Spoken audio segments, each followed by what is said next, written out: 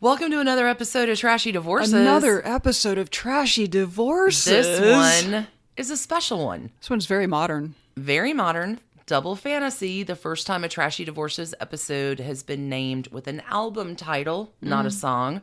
But I found it very appropriate for the double fantasy wives that Brad Pitt has had. Double Fantasy is a double album released mid-November 1980 by John Lennon. The Yoko Ono songs on there, you may have your other feelings about, but John Lennon just did some amazing work. Last album that he released before he was killed about 3 weeks later. It was cute how you laughed at me when I asked why you wanted to name the episode a porn title. John Lennon, you are such an alien. All right, so we're going to talk about the episode in a second. It was good. Podcast tears within 60 seconds. And rage towards the... Yeah, I was just confused. We'll talk about it in a minute. We'll talk about it. So we want to give a big shout out in our magic mirror to our new Patreon people this week. Stacie, start us out. Sure, we've got Clary, we've got Christina, we have Nicole, and we have Christy. Thank you so much. We also have in the magic mirror Jessica, Amy, War Eagle, and Queen's Podcast. So big shout out to Katie, my other tutor team sister over there. Love what you guys are doing. Thanks for supporting us on Patreon. Y'all, this week, crazy pants over on Patreon. If you are a $10 a month patron, you got over 3 hours of bonus extra content this week.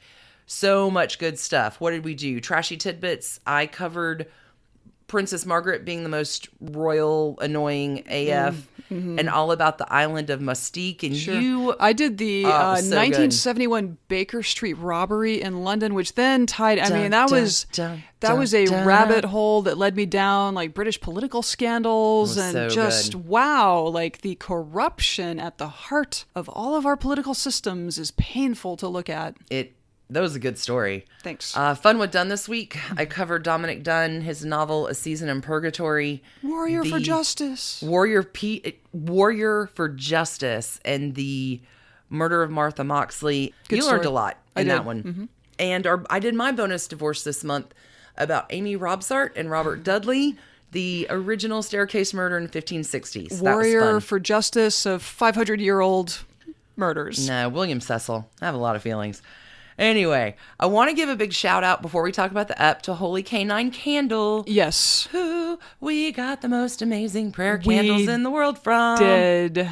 Yes. The Trashy Divorces candle was a bonus and it was lovely. My Dominic Dunn is stellar and it's sitting on my desk where I do all of my writing amazingness. Thank you, Holy Canine Candle. Yes. You're awesome. HolyCanine.com. I was going to say, let's shout out the link and we'll add it into show notes too.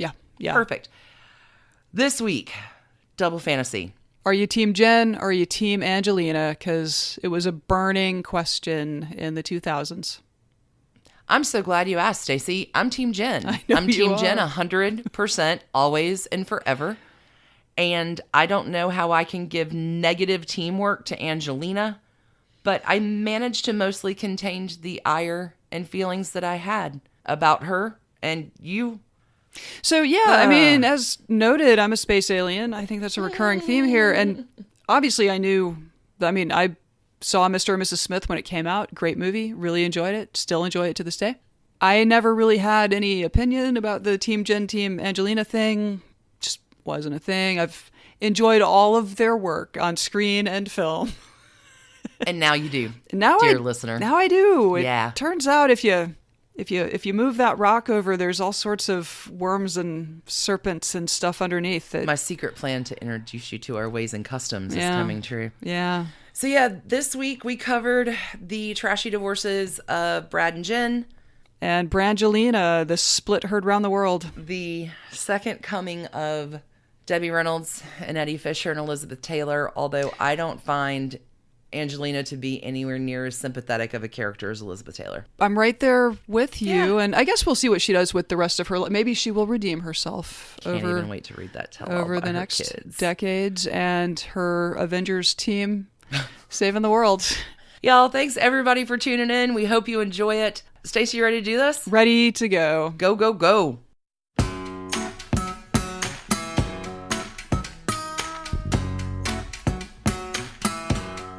All right, Alicia. So you are Team Jen for the ages. Team Jen, now and forever. Team Jen. Tell me about this, because as you know, I'm a space alien, so I know little. You know who Jennifer Aniston is. I like Jennifer Aniston. Everybody does. I do. Just I liked her on gem. Friends. She was great in Dumplin'. I mean, Dumplin'. Yeah. So good. Yeah. She's a talented little wonder ball of awesome. I wouldn't dispute that. She was in a movie called Waitress back in the day, right? She had a lot of experience as a waitress as she was auditioning for gigs. We're going to talk about it. Cool. I hope so. Yeah. Tell me this full story, because I've got half of it and I was surprised. Oh, I got the first half. Mm-hmm. Today my story is called "I'm the Queen of the Castle." I am dedicating. I'm going to cry. This story to every first ex-wife anywhere who doesn't need that fucking man at all, who are killing it all on their own. LD, this one's for you. You rock. Okay. Team Jen, now and forever. All right. I could make this. I can't even believe I cried in the first 60 seconds. I cannot even believe either. Okay. It's going to be lit. Okay. This really does not warrant. Anyway, go ahead. I'm pretty sure there's no tears in mine. It's just not that story. Go ahead. Just such a amazing respect for women who do get a divorce and embrace their own soul power and kill it in the world. And that, to me, is what this story is. I could probably make this story really short this week and just leave it here by saying Team Jen, now and forever and always, Team Jen. So we'll have like a 5-minute episode this week.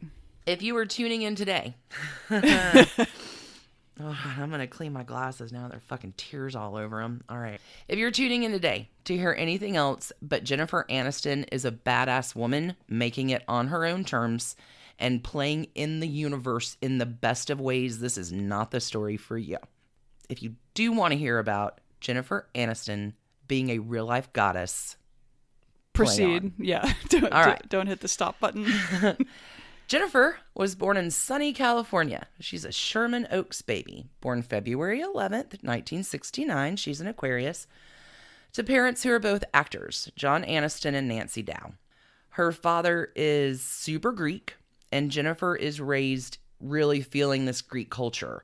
To even when she was baptized, the day she was baptized, baby Jennifer pukes on the way home because she's a baby. And her yaya is cleaning it up and saving it because it has holy water. No. Yep. No. It's that kind of Greek home. Telly Savalas is also her godfather. Fucking Kojak is Jen Aniston's godfather.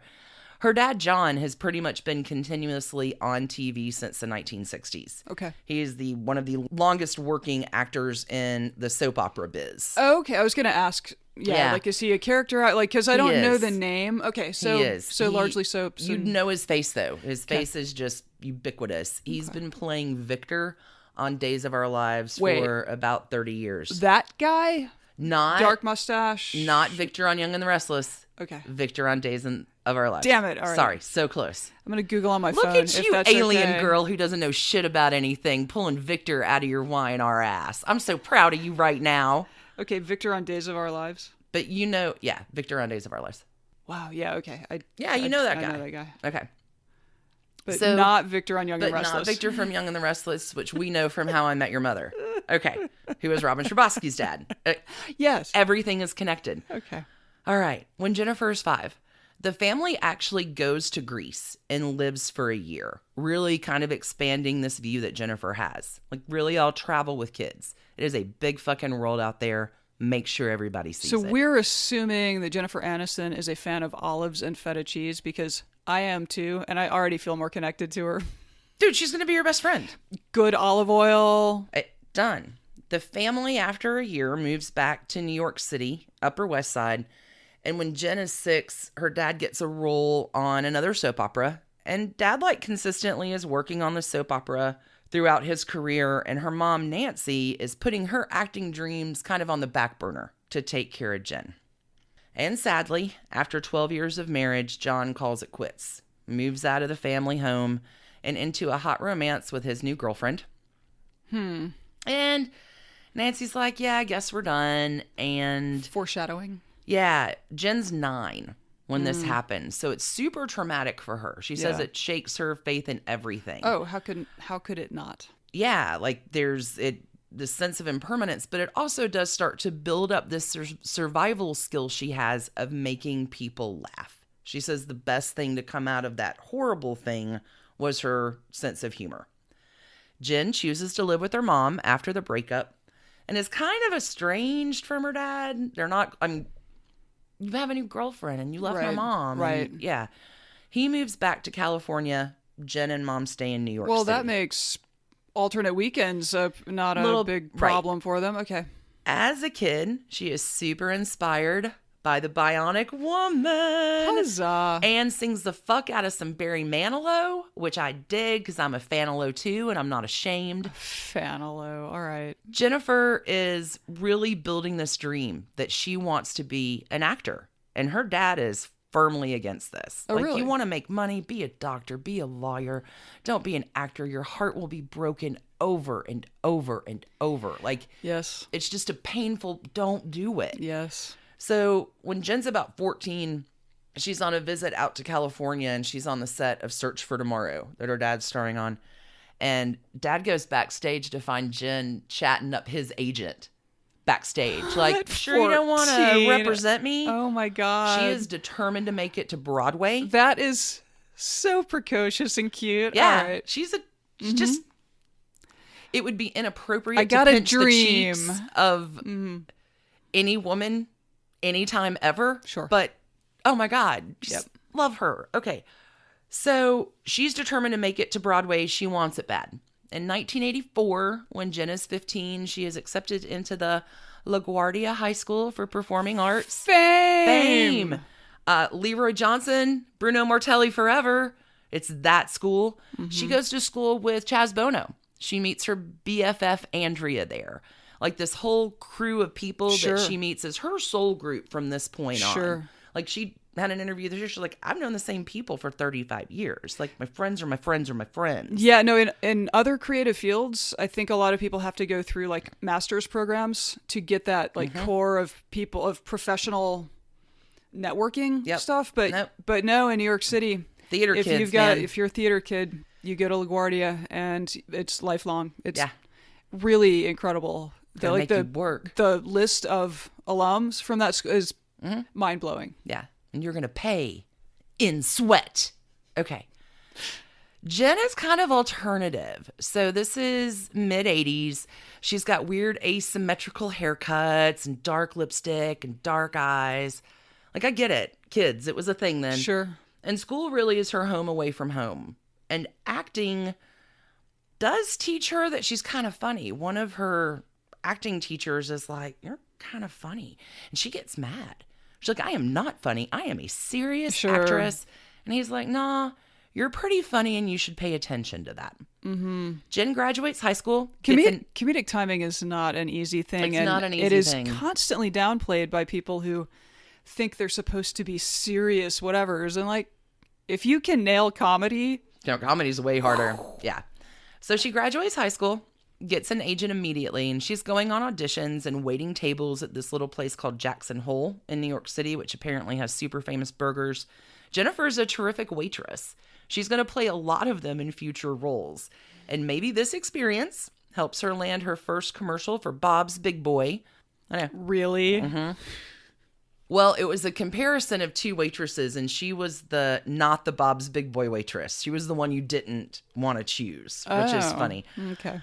But she's paying her bills and finding some kind of gigs and still working. Like she's doing what actors breaking into the biz do. Yeah. And Jackson Hole, like she really does have a fondness for this place, continues to just be great to her. When she gets a gig, they're like, no problem. Let us know when it's off and we'll get you back on the schedule. Like she continues to go back to this family of...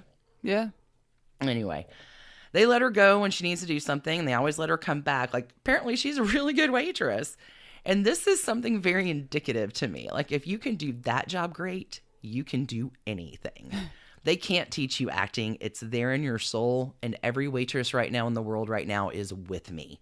Because you got to learn to act if you're a waitress. In January of 1989, Jen gets a role in an off-Broadway production, also starring Tony Shalhoub. Really? Who I love. Sure. Yeah. Monk. It doesn't run very long, and the critics are pretty harsh on her. And after this, at the age of 20, she decides to pack it on up in New York City and go out to Hollywood. I wonder if she maybe was not... New York's scene is sort of, I feel like it is edgier than like in LA. You can be a little, I don't. Well, remember, like the lighter. initial dream was I want to be on Broadway, and then it turned to I want to be a television star. Yeah. It's gonna turn into I want to be a movie star. Right. But okay, so she's out in Hollywood. She's staying with Dad, and by all accounts, number one, looking to repair that relationship, which I don't think comes easy, but they do. They become very close again. He's a regular on Days of Our Lives. Now I'm just imagining Robin Scherbatsky and her dad. Nope. Different. Totally different. But Dad gives her a supportive place and is like, hey, you're still choosing the hard way, but, go for it. Only occasionally drops her onto the tundra from a helicopter. Right. Stop. But in LA, she's auditioning, she's waitressing, and she's getting some small things. And Hollywood tells her to lose some weight. She calls herself like, I'm a little bit round. I liked mayonnaise and white bread sandwiches. But she goes to a nutritionist to shed like a few extra pounds, which is a whole nother podcast about a whole nother subject. You're not even kidding. There is a part that's great. I saw an interview clip where she and her dad around this time are cooking just something. Cooking a meal. Calorific and amazing. And Jennifer says, hey, y'all, God even rested on the seventh day. If you're dieting, give yourself a seventh day. Yeah. Which I'll take that advice and offer it on the pod because I think that is better advice than how we judge women based on how many pounds they're holding in our world. Okay, so in 1990, Jennifer runs into who's going to be a new friend, Matthew Perry. Okay. They're auditioning for the same show, Camp Cucamonga. Which she gets, but he does not. Never heard of it, though, so I'm guessing, Yeah, it's a bust. Jen then lands a role in the TV spinoff of Ferris Bueller. I don't even know if that went so quickly, because it's a bust. It's pulled after 13 episodes. Sure. She's working, but no show. She's getting all kinds of fucking pilots, but no show she ever works on makes it past the pilot run. Like, which I think is pretty normal, right? Like you're an up-and-coming actor with nothing, so they put you in pilots, and but none are ever picked up or renewed. None ever catch on. And then she's working on this one that everybody knows is going to tank, but they're still contractually obligated to work on it for the run of the show. And she gets another script for a little show called Friends Like These. And for 2 weeks, she's going to be working on that going to be a bust show and filming the pilot for this Friends Like These show. Sure. Oh, and there's her friend Matthew Perry. Oh, hey. Hey, buddy. I love that. She says this one feels different. So it's like a little two-person... No, there's some other people. Really? More? Okay. Some more people. Courtney Cox. Okay. Ross Schwimmer. No, David Schwimmer. Phoebe and Joey. Lisa Kudrow. There you go. So it's an ensemble cast. A bunch of 20-somethings. Matt LeBlanc. Yeah. I don't know if you've heard of it. Friends Like These. Friends Like These. It's a good show. I hope they picked a good theme song because that's kind of a clunky title. So Jennifer says this one feels different, and everyone had so much fun on the pilot, and James Burrows, the director, gets the 6 of them on a private plane to Las Vegas to have some fun and get to know each other. And this is just so great. He says, I took them to Vegas. We ate at Caesar's Palace in Spago.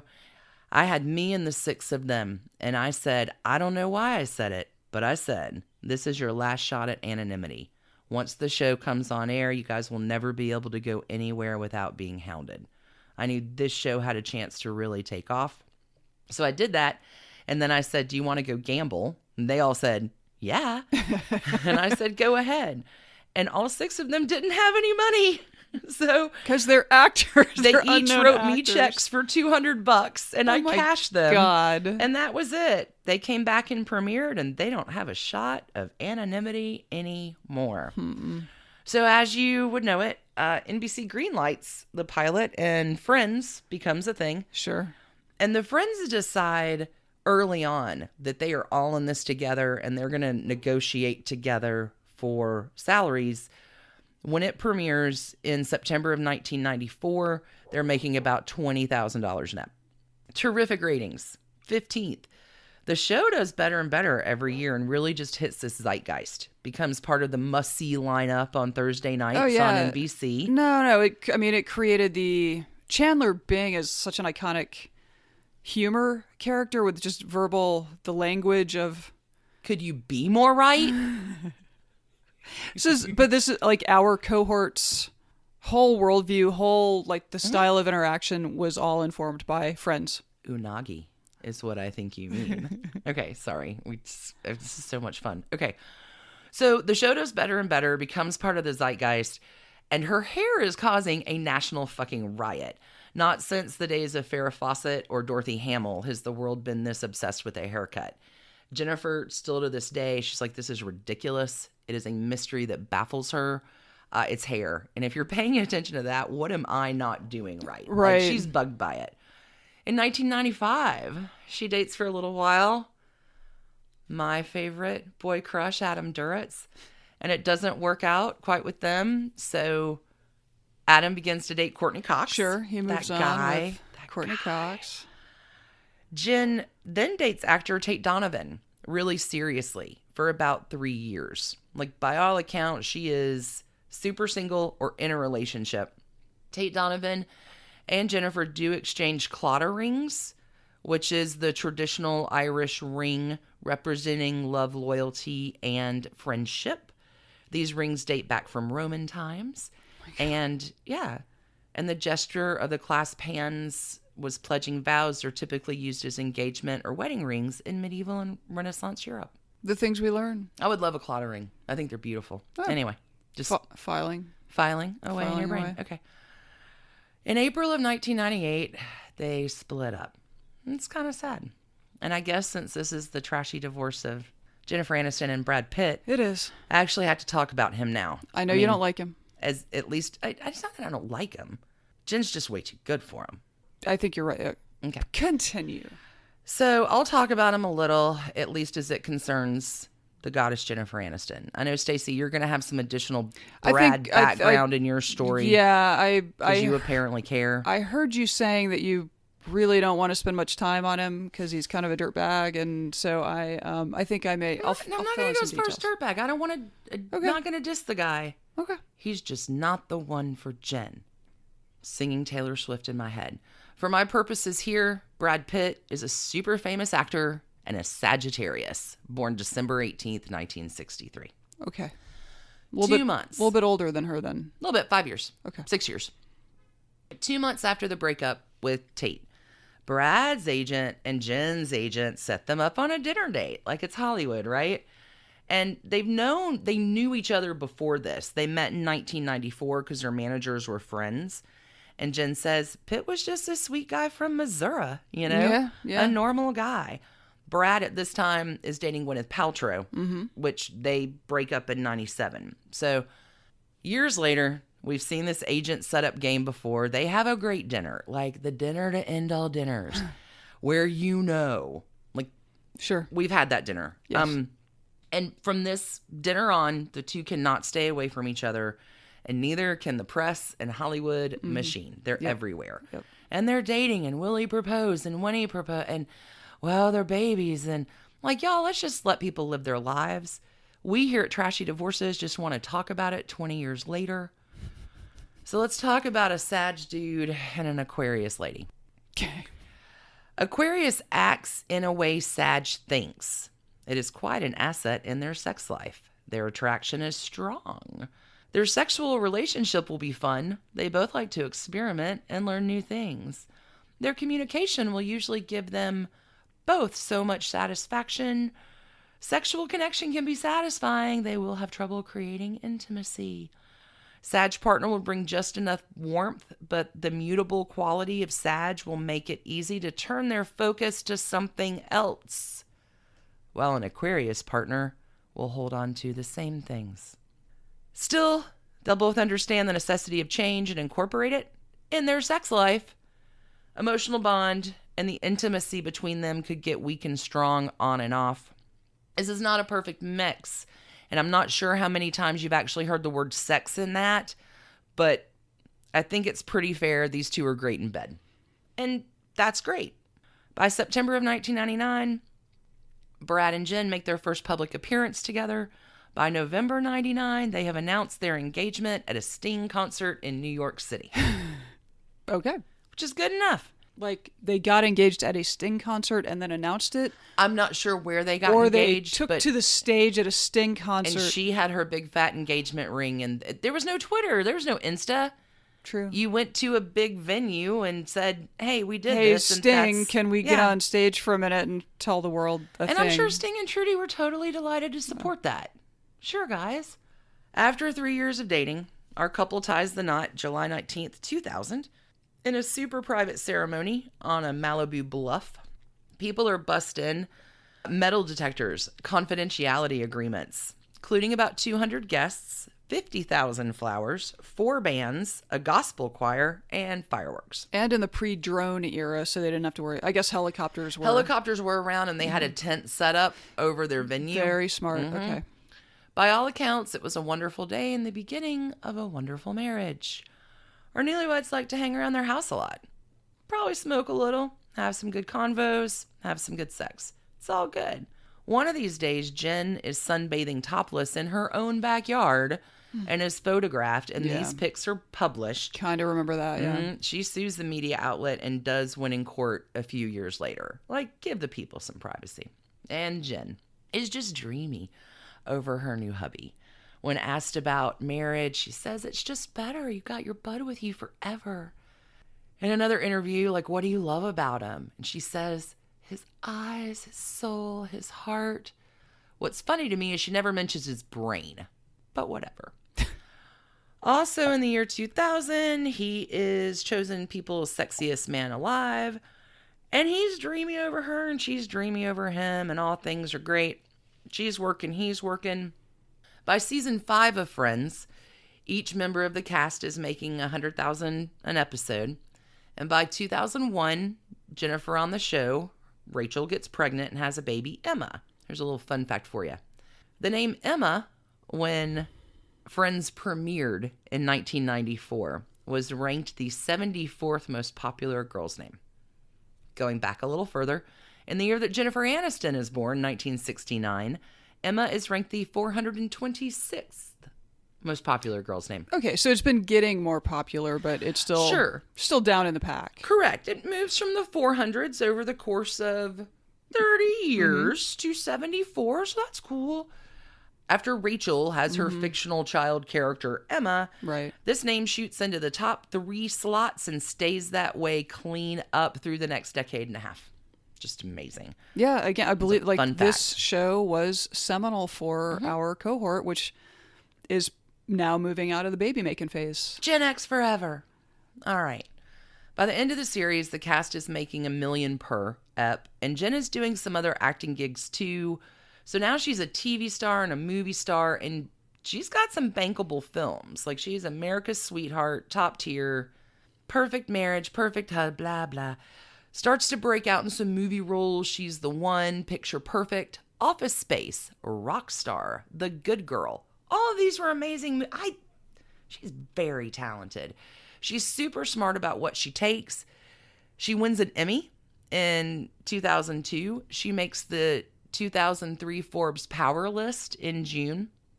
Her buddy Matthew Perry says she will be working until she's 90. Yeah. I mean, but Jen, she's so smart. In February of 2003, so she and Brad have been married almost 3 years. She's interviewed by W Magazine. Is he the love of my life?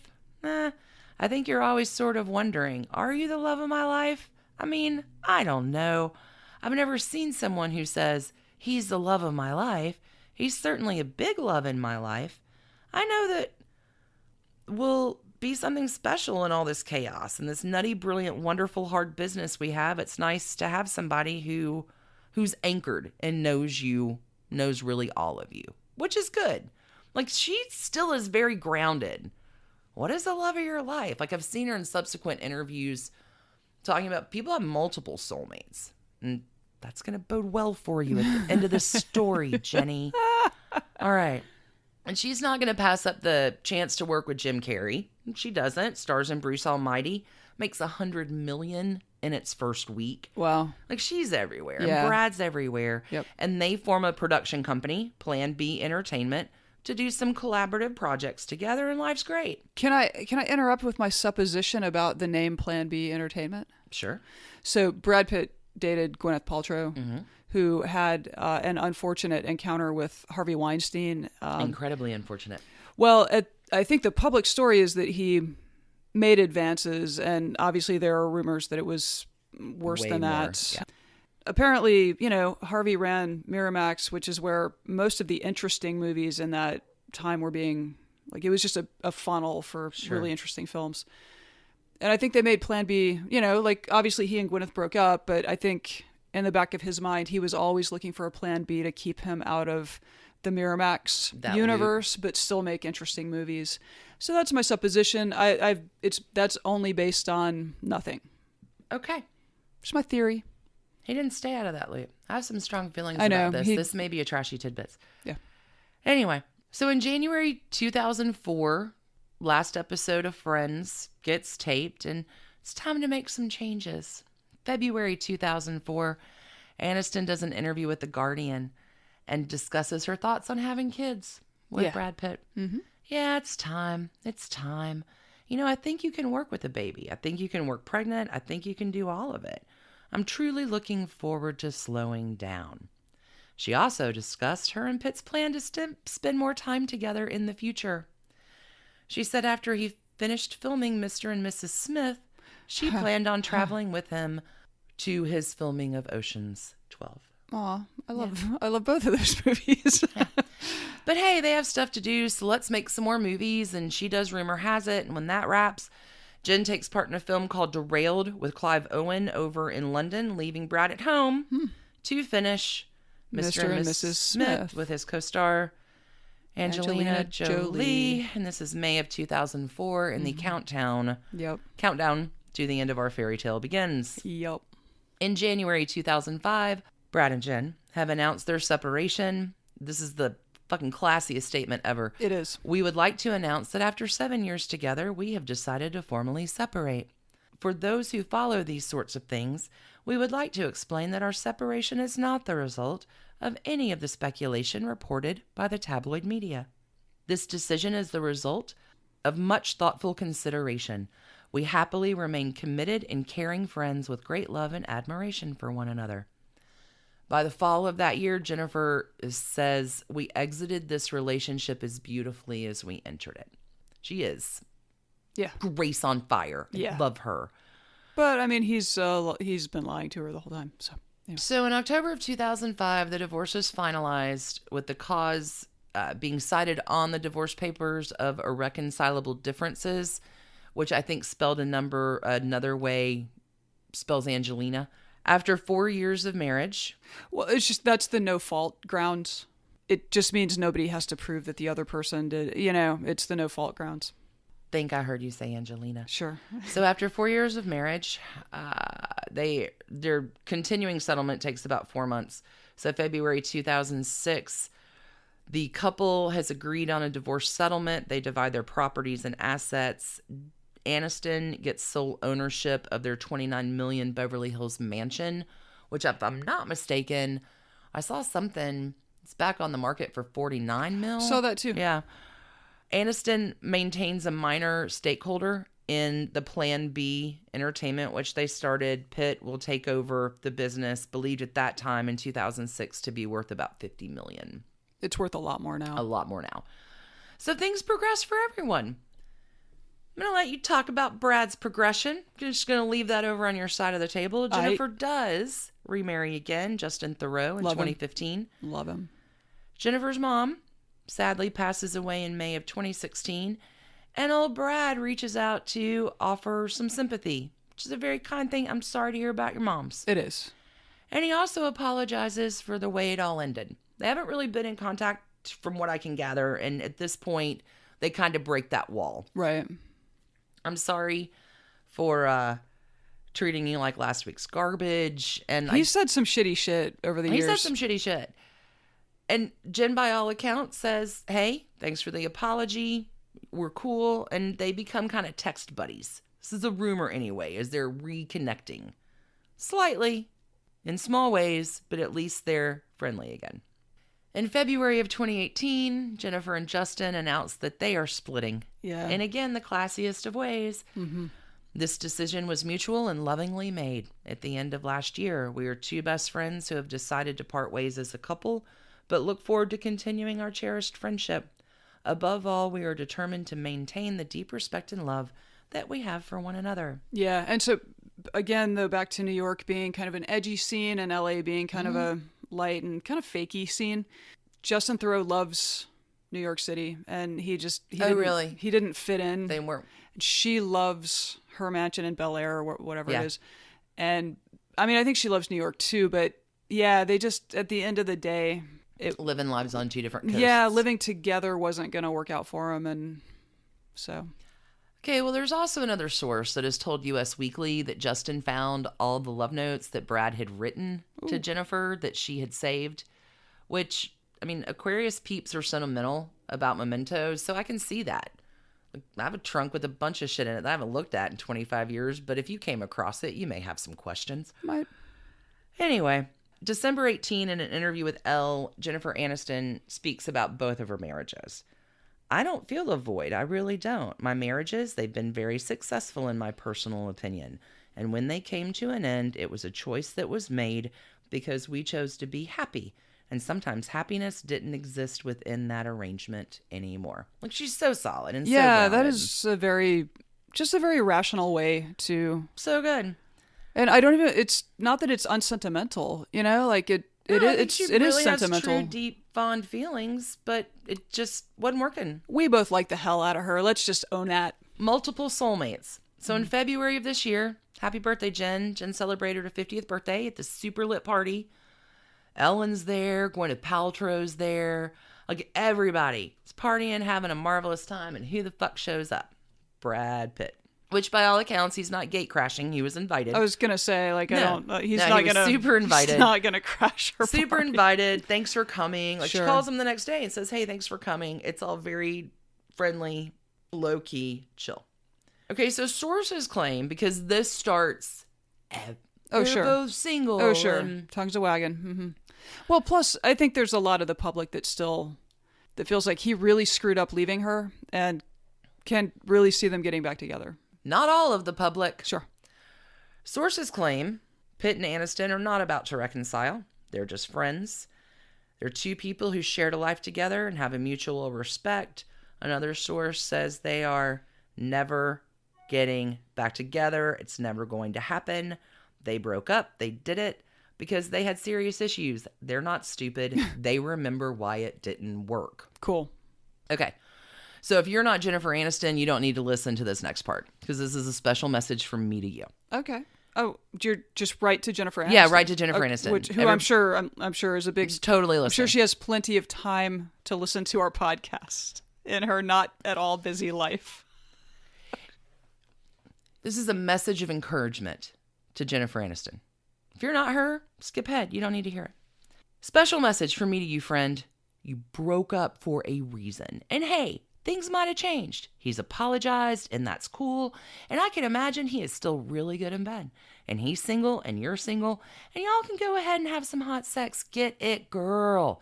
No one's gonna blame you. But hey, your net worth is $200 fucking million, and you need no one, least of all a man, especially one lacking the, what did you call it post-divorce? The sensitivity gene? Nah, girl, you're way too good for that. You are loaded with dignity and grace and poise, and you're making your own rules and living by them. And your friends positively glow about you and your awesomeness and kindness and authenticity. And did you just hear us talk about you for the last 40 minutes and you don't need no Brad Pitt? Think you know this, but if you have a moment of self-doubt and all the feelings are happening and Courtney Cox is not around, I'll be there for you, Jennifer, because you're there for me too. Thanks for being a kick-ass role model to every first wife everywhere and shining through with this attitude and vibe of being one with the universe and making your impact and kicking ass 100%. Team Jen, now and forever and always. Call me Jen, I got you. It's my trashy divorce of Jennifer Aniston and Brad Pitt. Jennifer Aniston, goddess of the universe. And Brad Pitt, who isn't worthy to lick her shoe. Although I'm certain he's a fine man. Let's take a break, and we'll come back with the further adventures of one William Bradley Pitt and his second wife and now second ex-wife, one Angelina Jolie. Team Jen. Hi, we're Eliza, Allison, and Carlin, and we're the hosts of Resolved Mysteries podcast. Our podcast follows the 80s and 90s television show Unsolved Mysteries, hosted by Robert Stack. We have a love for true crime and the unsolved. if you don't remember Unsolved Mysteries, we forgive you, but you don't have to know to get into our show. If you like true crime stuff, ghost stuff, alien stuff, or just stories about weird shit like Bigfoot, this is your podcast. The stories we cover range from totally ridiculous to truly heartbreaking. We do detailed research on all of the segments that Unsolved Mysteries aired, then drink some wine and give you the latest updates on every case. We talk about stories that will leave you laughing, crying, and occasionally outraged. Resolved Mysteries podcast is available on Apple Podcasts, Stitcher, or wherever you get your favorite pods. Join us, and perhaps you may be able to help solve a mystery. So, Stacie, you have a trashy divorce for us today. Relatedly, that, I don't know. You have some feelings about by the time you got done with it. I did. I had almost none going in. I have always liked both Brad Pitt and Angelina Jolie as actors. I've always, as mentioned, liked Jen Aniston. Sure, but you didn't really have a team. No. You weren't as strongly committed Team Jen as me. Thought the whole team thing was a little... Kind of stupid? Little dumb. How do you feel now? Well, I did read somewhere along the line that the Team Jen versus Team Angelina, like the Team Jen t-shirts were outselling Oh, for sure. Angelina's by 58 times or something. And now I've decided that was appropriate. Awesome. I can't wait to hear how your mind got changed. Sure. Well, let's talk a little. Proceed. Let's give some background since you did a great job with Jennifer Aniston's background. Oh, thanks. I'm just I think everybody's pretty well aware of Angelina Jolie and Brad Pitt. So just some high level. Angelina Jolie was born in Los Angeles in 1975, the daughter of actors Jon Voight, a trash bag, and Marceline Bertrand. Okay. Now I can validate the fact that Jon Voight is a trash bag. Yes, they separated when Angelina was a year old because of his trash bagginess, specifically his adultery. And Angelina and her brother, James Haven, spent part of their childhood in Palisades, New York. The one that she made out with?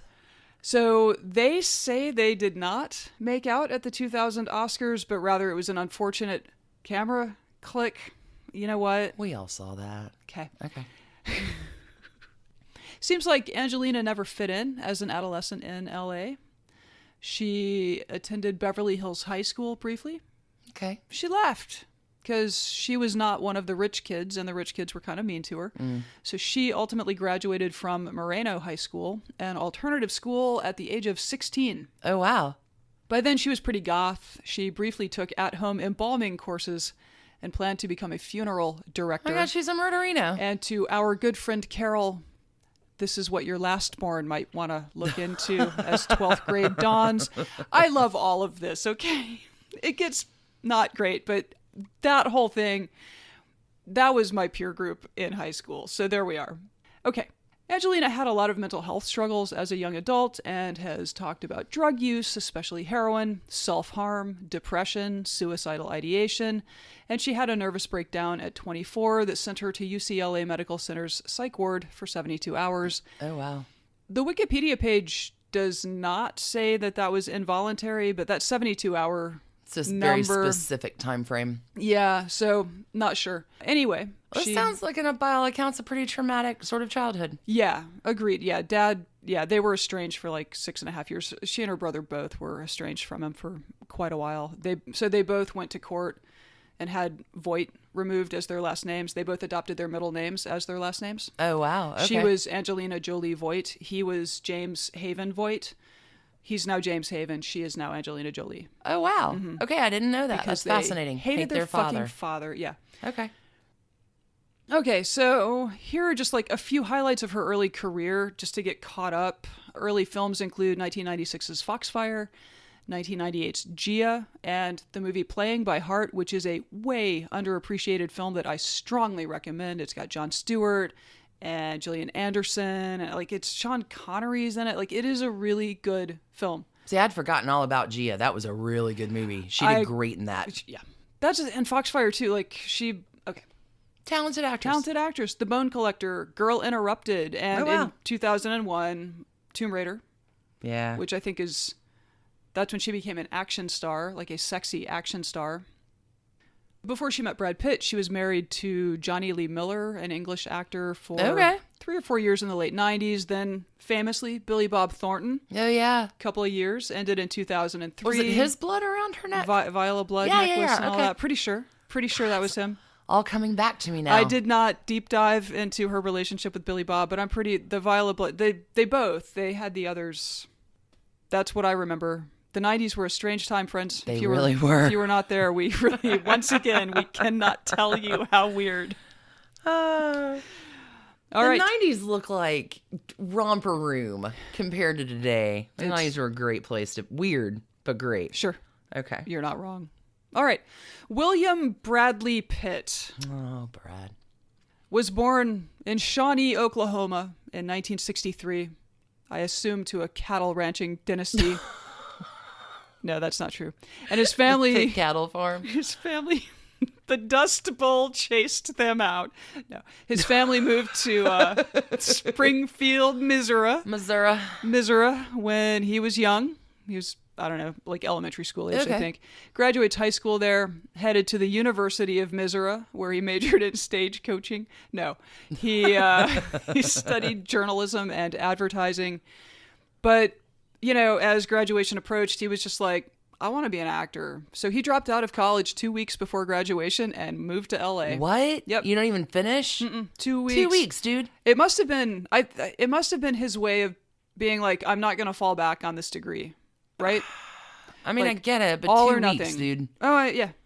That's the only thing I could think That is though. a short-term sacrifice for I am not going to fall back on this degree. Okay, well, that's confidence in your surfer boy looks. I guess you're going to be elected forestalling a future sexiest man alive in a few years. Can you imagine, though, if Brad Pitt had gone into marketing? Do you know how successful he would be? Right. I'm the top real estate agent in Missouri. Okay. You're lost, St. Louis. Yeah, right? Sorry. All right. Brad Pitt's early work was largely in television, gradually built up his film resume. His breakout role was probably as a supporting actor in Thelma and Louise. Oh, Thelma. He was great. Yep. Had some eye candy. Had a sex scene with Gina Davis that was widely noticed. Oh, yeah. So his next... 1990? Am I remembering that right? Do you have it? It doesn't matter. It might be 91. Okay. Because I think A River Runs Through It came out in 92. Okay. And then in 94, he was in Interview with a Vampire, which, yeah. At this point, like, he's famous. Like, he's in all caps. Which still to this day is the best instance of song in film with sympathy for the devil at the end of that movie. Yeah. It's an amazing piece of music in cinema. Go ahead. So researching this made me realize that I'd really like to rewatch 12 Monkeys and Fight Club, both of which I loved back in the day, but I don't know if they've really held up now that I'm lumbering through my 40s. So, anywho. So it is that we come to the year of our Lord, 2004. When one Brad Pitt was cast opposite one Angelina Jolie in the suburban spy comedy Mr. and Mrs. Smith. Yeah. I thoroughly enjoyed this movie. That was a good movie. And I was utterly unsurprised to learn that the people on the screen had ended up falling in love. It was, I mean, the chemistry in that movie was like A+ tip top. Like, yes, of course that was happening. Obviously, not great if you're Team Jen. Not great. Or Not just great if at you're all. Jen. I mean, and it kind of sucks if you're Brad and your marriage is now blown up, but there it is. So the movie was released in June of 2005, but as you noted, a lot of things had happened Oh, yeah. in between the filming and the release. For instance, in January 2005, they released that statement that you so lovingly read about their thoughtful consideration and that the breakup was not the result of any of the speculation reported by the tabloid media. Well, except that in April, paparazzi snapped photos of Brad and Angelina vacationing in Kenya with Angelina's son, Maddox. Perfect. Kind of hard to pretend that what's They're just happening good friends. isn't happening at this point, and unfortunately, there are whispers circulated that Jen put her career ahead of starting a family. Brad. Not true. So what was poor Brad, the wannabe dad, to do but move on with a woman who was clearly committed to becoming a mom? Yeah, that's a spin machine that's just wrong. We will come to a point where we ask ourselves whether Angelina's people put that story out. Yeah, well, that's the thing. Like, I've got many of Jennifer's friends in interviews saying that Jen would never compromise a relationship for her career. No, she... Like, they are 100% anti that story. Yeah, she told Vanity Fair in late 2005, I think, that she had intended for 2005 to be the year she had a baby with Brad. Like, yeah, no, that she was interviewed like, that yep, was the it's plan. time. We're going to have some babies and it's going to be great. Yeah, so anyway, that was like It's all bullshit. hurtful and sexist story that got circulated. Yeah. And given what's to come later, it would not surprise me if it originated with Team Angelina. Ooh, I can't wait. Tell me. To make it official, the Brad and Angelina thing, because all of this is done in the eye of the press. Like, these are really famous people. They are beautiful, rich, famous people.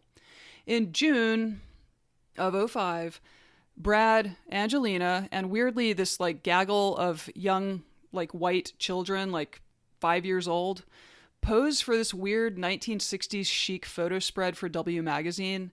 It's entitled Domestic Bliss, and it presents the couple as they might have been in the 60s suburban California domesticity thing, and she's in all of these like beautiful flowing things, and he's in, I don't even know this, like the bowling type shirt kind of things, Sure. and with No, the it's hat, creepy. and he's With all these fake kids. Tumblr with all these fake kids. Mm-hmm. Really strange. Just very playing in the yard, having dinner. Very strange, and I'm sure very hurtful for Jennifer Aniston. Oh, for sure. To watch this bullshit play out. So to be clear, when Brad and Angelina got together, Angelina had just one child, Maddox, who was adopted from Cambodia, where Tomb Raider had been filmed. And then she went as a UN ambassador for refugees or whatever. So she kind of fell in love with Cambodia, and she adopted her first child there. There was some shadiness with that adoption, and her quote-unquote adoption facilitator was later convicted of visa fraud and money laundering. Oh. But rich people gonna rich. Rich people gonna rich. Adoption is considered lawful. She was still with Billy Bob Thornton at the time. But Billy Bob Thornton did not adopt Maddox. She was solo on the paperwork. I guess they knew that their relationship was not going to work out long term. In July of 2005, so again, she and Brad, early months of their budding relationship, she adopts Zahara from Ethiopia, mistakenly believing that she was an AIDS orphan, which turned out not to be the case. Brad went with her to pick Zahara up from the orphanage. And then Brad was like, I'm going to adopt both of your kids. And she was like, awesome, and goes to court and gets their names legally changed to Jolie-Pitt. But they're not married. They're not married. They're not married forever. Which is fine. Totally fine. Parenting's a big deal. It's nice to have a co-parent. Well, and Angelina at some point in all of this like says parenting is much more of a commitment than marriage. Oh, for sure. Yeah. Yeah. Like, so that's kind of where they are with it. You know, that's all fine and good. In May of 2006, Angelina gives birth to their third child, Shiloh. For the next few years, when questions around marriage crop up, the couple insists they will marry just as soon as everybody else who wants to get married can, which, say what you will, is not an uncool posture vis-a-vis gay marriage rights in the mid-aughts. Yeah. Sure. 2007, she adopts Pax from Vietnam. He becomes Pax Jolie-Pitt, child number 4 in their growing family. And about a year later, Angelina announces she's preggers with twins. Knox and Vivian join the world in July 2008, and the initial pictures of the babies, they sell for $14 million, the most expensive celebrity pictures ever, because they have started the Jolie Pitt Foundation and want to fund it. So they put that money into their humanitarian foundation. $14 million. Yeah, and Angelina had previously set up the Maddox Jolie program to aid rural communities in Cambodia, most notably with landmine removal, because that's great. Big conflict zone. Sure. So later this became the Maddox Jolie Pitt Foundation, and it continues to do good works in, rural Cambodia, like community building, that kind of thing. Well done. Yeah, it's really like, there's a lot of good in this story. And there's a lot of weird in this story. Yeah, late in 2008, I guess there were some conversations around the house. Both of them separately make comments to reporters about how Mr. and Mrs. Smith is their favorite film, and they can't wait until the kids are old enough to see it, because who gets to watch your parents fall in love on screen? And this is where Jen Aniston is like, that's not really cool. That's so uncool. A couple years later, Brad gives an interview where he talks about life before Angelina, and he says, quote, "I wasn't living an interesting life myself. I think that my marriage had something to do with it, trying to pretend the marriage was something that it wasn't." Kind of a dick. Kind of a dick. Kind of a dick. In 2012, word leaks that they've become engaged. They've been doing this weird back and forth thing for a couple of years now about how much pressure their kids are putting on them to get married. And they just can't not get married since their kids are so hot about it.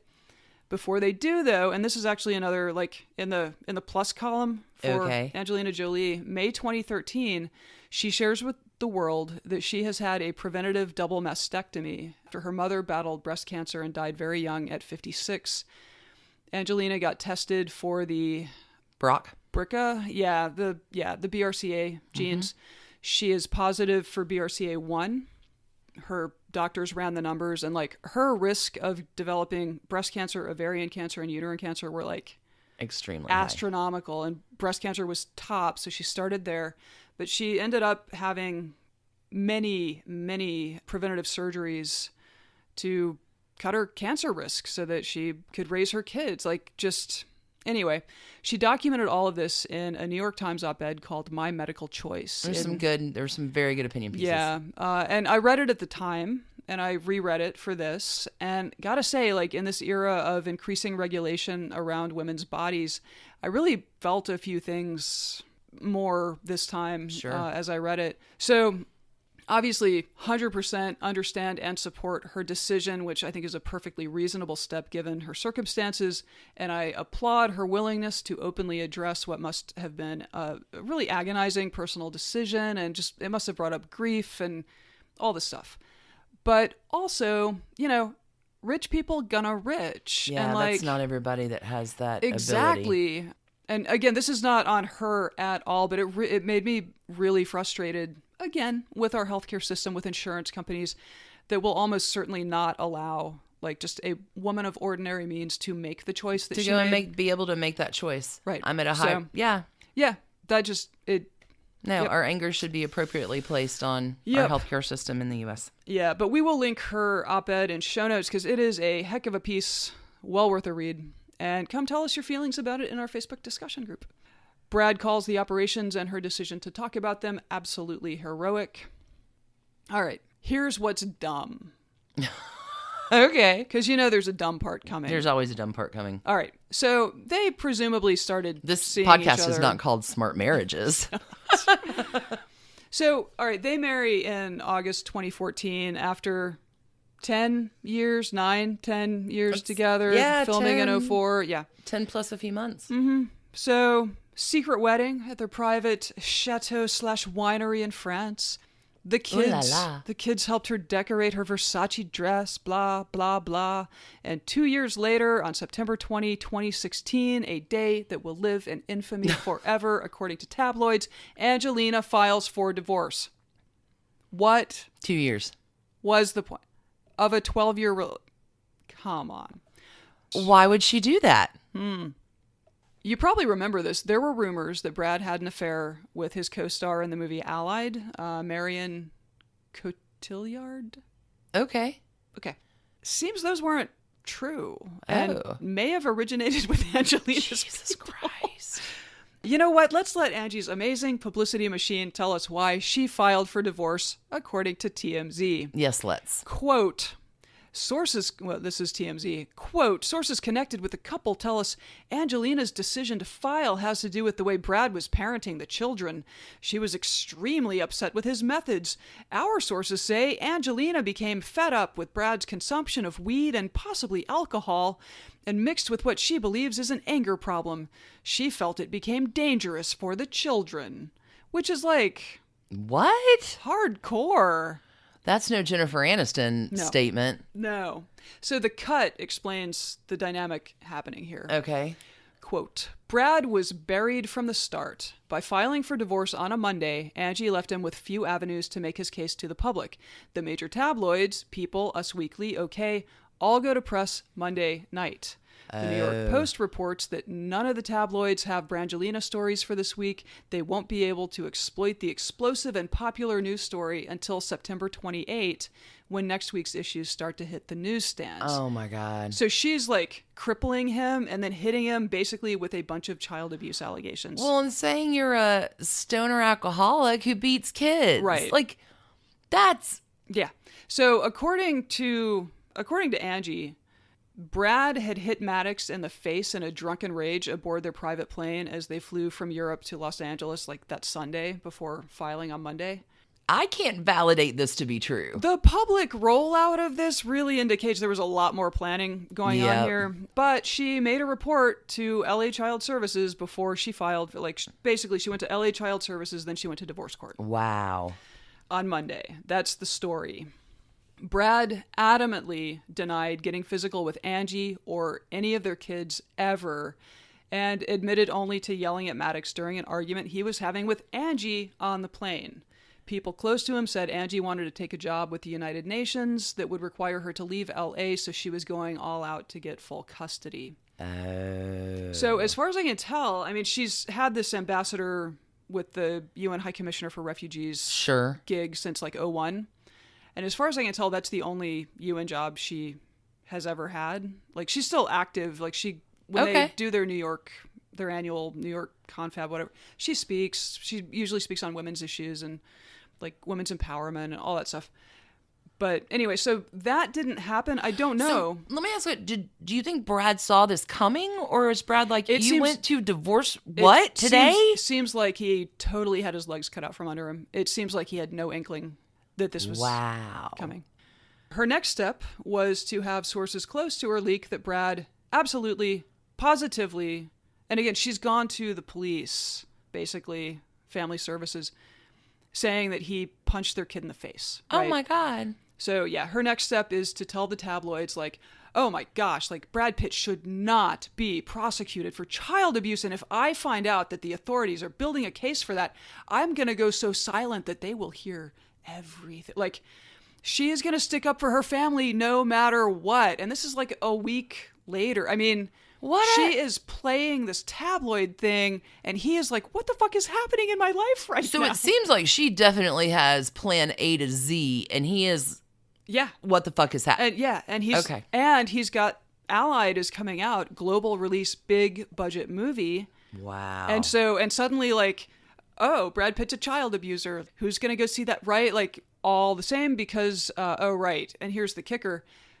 They were on a plane when this alleged assault allegedly happened.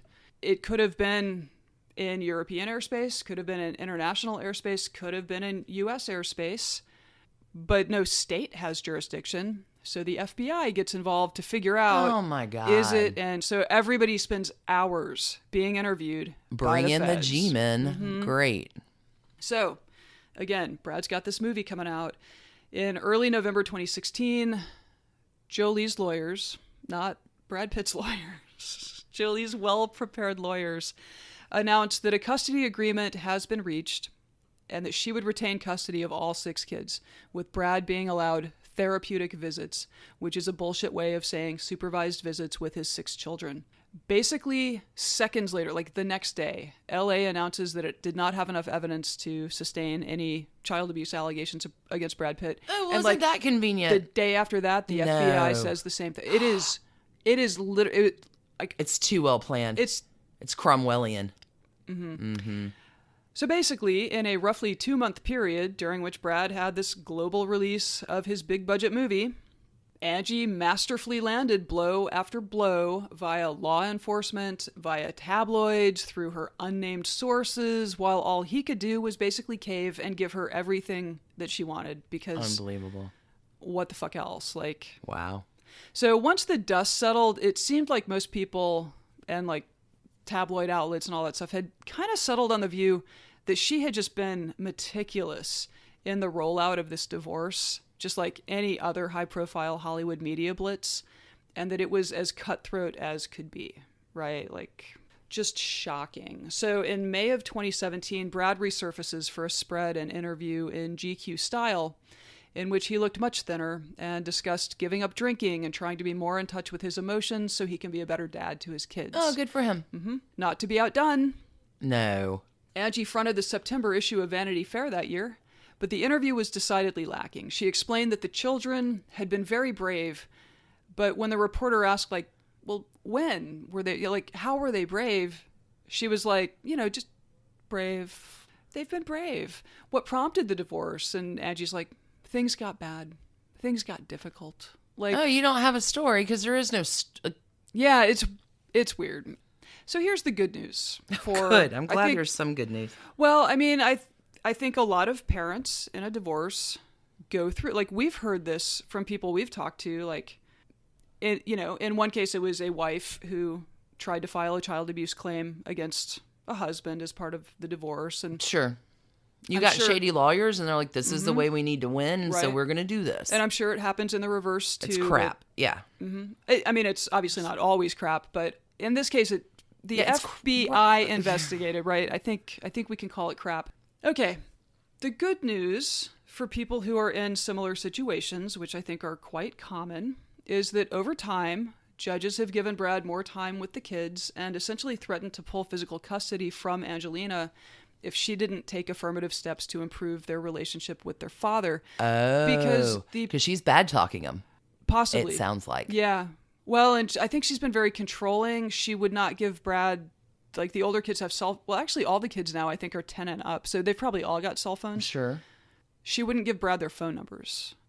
And I guess he probably had the older kid, Maddox is 16 or 17 now, so he probably had the older kids' numbers. She would read she was monitoring their texting, stuff like that. So the judges have told her to back off. But the posture of the courts in a divorce, and I think this is again, a really important thing for parents to keep in mind. If something hugely egregious is said at the outset that seems like you're going to lose your kids forever, that is not the posture of courts. Courts want both parents, unless there is super strong evidence that you are a danger to your children, which most people are not. The courts will work to make sure that both parents get ample time with the kids. And that's kind of what's been happening. I don't know what she thought was going to happen. So my psychological insight, because not liking her any better in this story, is that Brad has somehow become the substitute for what she is continuing to try to work out with Dad. Maybe so. And he's become... Because, by all accounts, I don't think he's a bad guy. He's too much of a chill starter guy to be I can't, he's Jack Johnson. You can't see him angry. Yeah. Yeah. So what are you trying to set him up for that you're getting something out of it, but I don't know how much it has to do with Brad Pitt. Yeah. I mean. Interesting. Yeah. At one point, she was, I think, in the UK working on a movie. And she basically had to relocate the family back to Los Angeles because the judge was like, no, their father gets to spend time with them. This is what is best for the children. It isn't about what's best for the parents. It's what's best for the kids. Brad Pitt is not John Voight, honey. I'm just saying. Yeah. Wow. Okay. So From the outside, it seems like Brad Pitt is a perfectly decent dad who's really been through the ringer. Yeah. And while he can't get that time back with his kids, according to reports, things have really stabilized between the two of them in recent months. Like, they are legally single now. They have not resolved. He's going to keep fighting for joint custody. He's likely to get it, too. Sure. In my non-lawyerly opinion, her demand for sole custody is unreasonable because he's not it's just, he's going to end up with joint Not custody. a threat, financially viable. Like, This goes back to Jason Hoppy and Bethany Frankel. Mm-hmm. She keeps saying, I want sole custody. And he keeps saying, no, I want joint custody. Like, I don't want sole custody. And the judges keep siding with him, even though it sounds like he's kind of a psycho who's stalking the fuck out of her. So I don't think Brad Pitt is stalking her. It doesn't sound like the... Yeah. So anyway, it seems like things are a lot better for the kids. Okay, I'm super glad to hear that. Mm-hmm. Good. The divorce is not quite final, though. Seriously, even now? Even now. Okay, so in the same way that with Jen, like, they divorced and then they worked out a settlement months later, that's what they've decided. That's what he and Angelina have decided to do. So they're divorced-ish. They're divorced, but yeah, they're going to keep working on cash property. She leveled some weird allegation that, like, he had never paid child support since she left him. And he was like, dude, I loaned you like tens of millions of dollars. I mean, he loaned her a bunch of money, and she's like, well, a loan isn't child support. But clearly he's like... Do you know how many women in the world would die to get $80 of child support from their lousy ex? We have friends who never got a penny. Not a penny. Mm-hmm. Yep. Okay, there's $80 million. Probably everybody has a friend who never got a penny. So, all right, they're working through this bifurcated divorce process. And, gotta say, in working on this story, I'm pretty sure I'm going to have to run virus scanners on my computer because I went through so many trash websites. But I'm finding myself really sympathetic to Brad Pitt and the children at this point, and just really confused about what Angelina thought was going to happen when she went and told Family Services that, like... Brad Pitt is a child abuser? Brad Pitt is a child... Like, fuck. Yeah. No, she knew it was going to happen. You know it's going to happen. You've lived in the press cycle long enough. She is a calculating, cold snake. Yeah, it's just weird. I will say, like, it sounds like Brad is trying to be a good dad, and Angelina is trying to be a good mom, and she's a weirdo, and I didn't know. And I have much more sympathy to your viewpoint on things, Alicia. I am glad. Team Jen? Team Jen. No, like, it's cool. Like, Angelina Jolie does a lot of good humanitarian stuff. And she does. From it sounds like, her background of being kind of bullied and kind of weird. Mm-hmm. She's probably, hopefully, going to be an okay mom to understand that. Can I share my weirdo theory about her very large number of children? Yeah, tell me. So all of these kids, Shiloh was born in Namibia, and the twins, I want to say, were born in France, but they were born... Every kid's been born in a different country. Which makes them eligible for multiple passports. They can hold multiple citizenship in multiple places. They are international people. They are not American children. Mm-hmm. They are third country children. They're children of the world. I think she's attempting to assemble the Avengers. But seriously, her children... Her own brand. Her children are being raised... Like, Maddox has had a foundation since he was adopted by her. She is raising humanitarians who are going to be vastly rich. Her children are all beautiful. Like, all of them are beautiful. They will hopefully... I mean, I think her dream is that she's going to launch these 6 kids out into the world to... Avenger style? Change it for the better, which is not a bad dream. Yeah. It's not a bad dream. I look forward to reading the tell-all that one of those kids writes about their crazy fucking mom. There may be a few. Anyway. All right. Trash cans. Good God. Jennifer Aniston gets buckets and buckets of halos. Mm-hmm. As trashy divorces go, I don't know. Don't commit adultery on film for the world to see, dude. Well, and he did lie. Like, he said that and lie about, like, did not have, like, and it's pretty clear that, I want to say Courtney Cox. I saw a Courtney Cox quote that, like once he met Angelina Jolie, like he just checked out of his marriage. Yeah. Like once that movie started, he just wasn't in it anymore. And I don't know what I'd give them. Like they had a great statement at the end, but I think that's her, not him. I'm giving her a crap ton of halos and maybe a 3.5 for their divorce. How's that? Yeah, I think it seems high, but I guess there was like sexist smearing afterwards. 3.5's fine. I'm gonna go 3.5 with the whole he lacked the sensitivity gene, and I can't wait for my kids to see me fall in love with my wife, who you're not even married to anymore. Yep. How many do you give Angie and Brad? I don't like her. I feel like this is a 5. I mean, done. Assuming you don't need to convince me. Yeah, assuming that Brad's account of what happened with Maddox is accurate, like boom, that could be a 5 Done. with some flames. Agreed. Fiery 5. That's ugly. I mean, if she just invented that, that is some ugly shit. I'm gonna agree with you on that 100% and hold my tongue. All right. Well, so that's another week of Trashy Divorces. Trashy Divorces. Hey, Jen Aniston, I got you. I'm right here. You just tag us. She really does. Feel free anytime. Just reach out. Thanks, everybody, for tuning in for another week. Go and keep it trashy, but not as trashy as Angelina Jolie.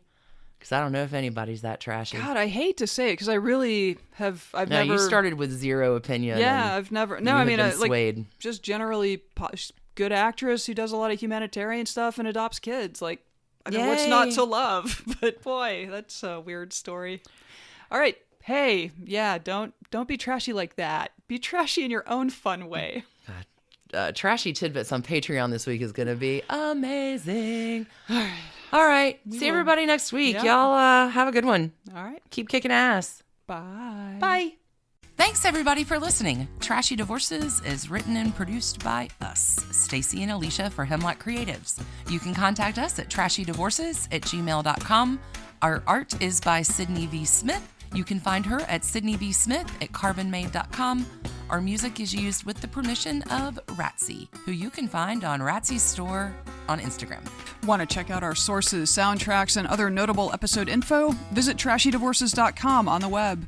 Enjoy early ad-free releases, regular bonus stories, follow-ups, and more by joining us at patreon.com/trashydivorces, starting at just $2 a month. We have merchandise available online. Get your Trashy Divorces gear at bit.ly/trashymerch.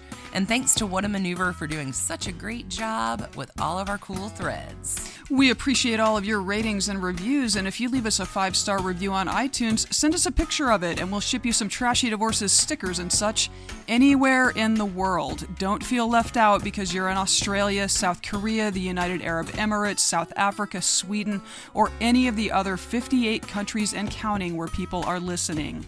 Just email us at trashydivorces@gmail.com. And last but not least, check us out on social. We are at Trashy Divorces at Instagram, which Alicia mostly handles, Twitter, which Stacie mostly handles, and Facebook, which we share the responsibility about. We also have a Trashy Divorces discussion group on Facebook if you want to chat with other Trashy Divorces listeners. Thanks again for listening. Keep it trashy, y'all.